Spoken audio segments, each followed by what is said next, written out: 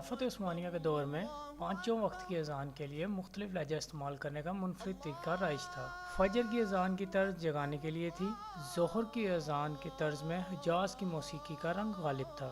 नमाज असर की अजान में मिस्री तर्ज नुमाया था।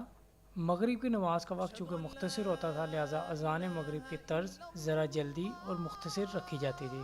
नमाज इशा की अजान की तर्ज उदासी से भरी होती थी, क्योंकि ये दिन की आखिरी अजान होती थी।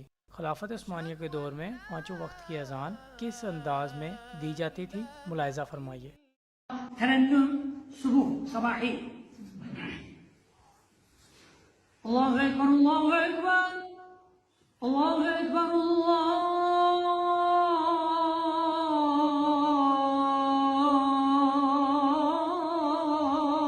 अकबर।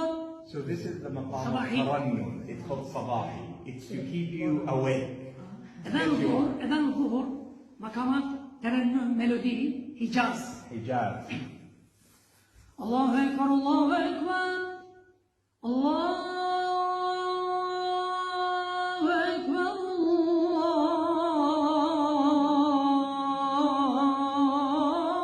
الله أكبر. أذان العصر ميلودي ترنم راست مسلم. Misri. The third is the Asr, is the Egyptian style. الله أكبر الله أكبر الله أكبر الله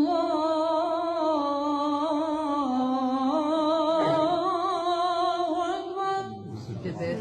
أذان المغرب أذان المغرب أذان بسرعة كثير. It has to be very quick because Maghrib comes in and goes out. مقامات ترنم سجع. Sajah. الله أكبر الله أكبر الله أكبر الله أكبر. أشهد أن لا إله إلا الله أشهد أن لا إله إلا الله. So no mad. سجع. أذان العشاء ميلودي والشاكي حسيني حزين يعني. The Isha is the end of the day, so it's a sad melody. الله أكبر الله أكبر الله